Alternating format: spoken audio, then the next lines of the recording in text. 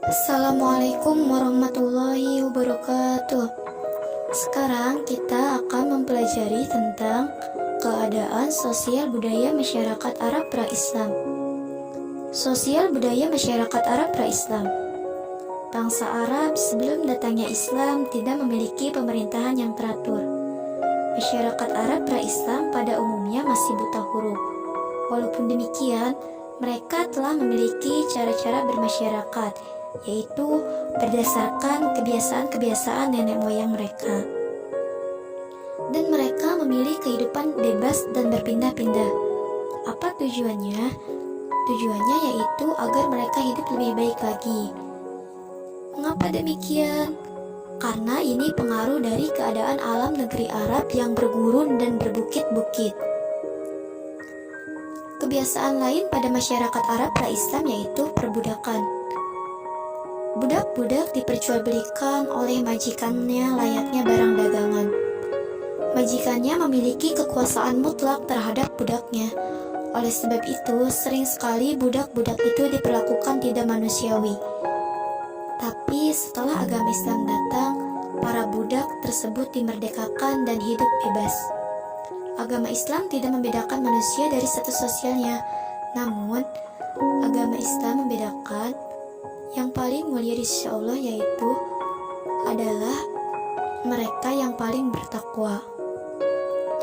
Masyarakat Arab pra-Islam hidup bersuku-suku atau disebut juga kabilah. Mereka tidak mengenal rasa persatuan bangsa. Kelompok mereka hanyalah berdasarkan kabilah. Dasar hubungan dalam kabilah itu adalah pertalian keturunan.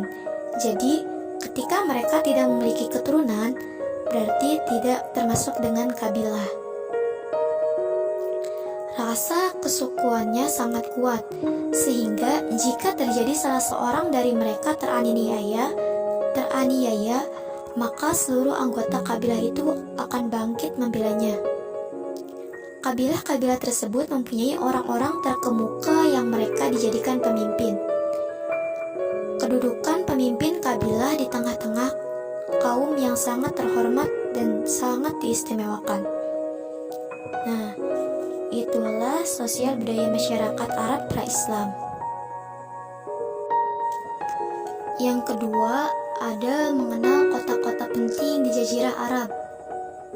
Ada 3, yaitu Makkah, Madinah, dan Thaif.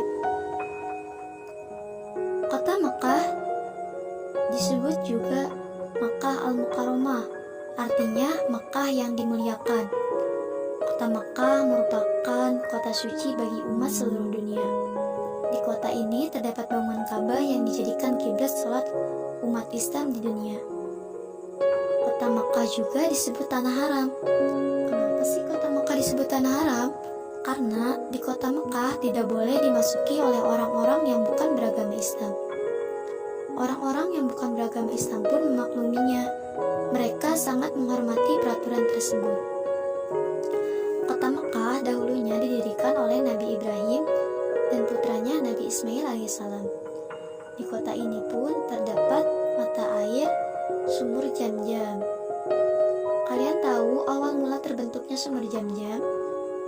Sumur Jam-Jam terbentuk ketika ibunya Nabi Ismail yaitu Siti Hajar mencari air ke sana kemari. Dia mencari air di sekitar Bukit Safa dan Marwah, tetapi tidak mendapatkannya. Setelah berusaha keras, Allah Subhanahu wa taala memberi pertolongan. Akhirnya dengan kekuasaan Allah Subhanahu wa taala terpancarlah mata air dekat Nabi Ismail alaihissalam. Di kota Mekah ini merupakan kota kelahiran Nabi Muhammad SAW. Nah, di sekitar kota Mekah terdapat tempat-tempat bersejarah dalam perjuangan Nabi Muhammad SAW, yaitu yang pertama ada Gua Hiro. Gua Hiro ini berada di Jabal Nur, terletak di sebelah utara Masjidil Haram dan di tempat ini Rasulullah SAW pertama kali menerima wahyu dari Allah Subhanahu wa taala. Yang kedua, Gua Sur di Jabal Nur, berada di sebelah selatan Masjidil Haram. Di tempat ini, Rasulullah SAW dan Abu Bakar bersembunyi dari kejaran kaum-kaum kafir Quraisy ketika hendak hijrah ke Madinah. Yang ketiga ada Jabal Rahmah yang berada di padang Arafah.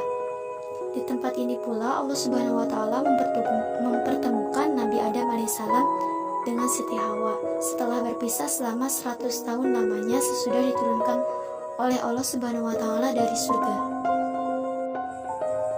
Yang kedua ada Madinah. Nah, Madinah ini merupakan kota suci yang kedua bagi umat Islam setelah kota Mekah. Sebelumnya, Nabi Muhammad SAW hijrah ke kota ini dikenal dengan Yastrib. Jadi sebelum Nabi Muhammad hijrah, kota Madinah dikenal dengan sebutan Yastrib.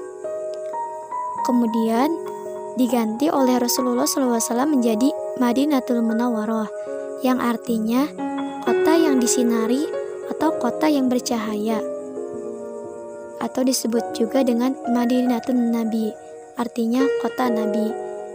Dan di sekitaran kota Madinah ini terdapat tempat bersejarah. Yang pertama ada Masjid Nabawi. Di tempat ini terdapat sebuah makam Nabi Muhammad SAW dan dua sahabatnya, yaitu Abu Bakar As-Siddiq dan Umar bin Khattab. Yang kedua ada Jabal Uhud, yaitu sebuah gunung yang diberi nama Gunung Uhud. Di tempat ini pernah terjadi peperangan besar antara kaum muslimin dan kaum kafir Mekah. Dalam peperangan ini terdapat puluhan orang syuhada yang gugur. Perang Uhud terjadi pada tahun ketiga setelah Nabi Muhammad SAW hijrah. Yang ketiga ada Masjid Quba. Masjid Quba ini merupakan masjid yang pertama kali didirikan oleh Rasulullah SAW setelah hijrah ke Madinah. Yang keempat ada Baqi atau makam Baqi. Makam Baqi ini merupakan tempat pemakaman kurang lebih 1000 sahabat Rasulullah SAW, diantaranya adalah Utsman bin Affan. Yang ketiga ada Thaif. Kota Thaif dan sekitarnya merupakan daerah yang sangat subur. Kota ini memiliki nilai sejarah yang penting dalam dakwah Islam. Ketika Rasulullah SAW berdakwah ke Thaif, diusir dan dilempari batu oleh kabilah Bani Syakir. Nabi Muhammad SAW sangat sedih pada waktu itu, tapi beliau tetap sabar dan tawakal kepada Allah Subhanahu wa taala. Nah, mudah-mudahan dari cerita ini kalian dapat mengambil manfaat apa yang telah Ibu sampaikan. Kurang lebihnya demikian. Wassalamualaikum warahmatullahi wabarakatuh.